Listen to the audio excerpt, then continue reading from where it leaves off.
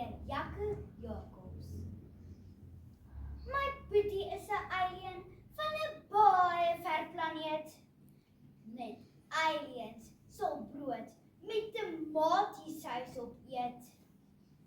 Aliens dra nie skoene nie. Hulle hou van kaalvoetstap. En 'n alien is mal daaroor om in sy neus te krap. Op my boetie se planeet is dit glad nie baie nat nie.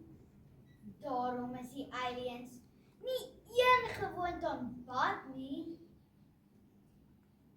Laat gisteraand hoor ek 'n vreemde zoom geluid. Daar's 'n ruimteskip op die grasberg en vreemde wesens klim daar uit. Hallo, groet die een ou. Ons het ons boet kom al. Ek word yskoud en ek bewe. Ek skrik my byna val. Los my boetie uit, sê ek. Gaan terug van waar jy kom. Hy is nou wel 'n alien, maar ons is lief vir hom.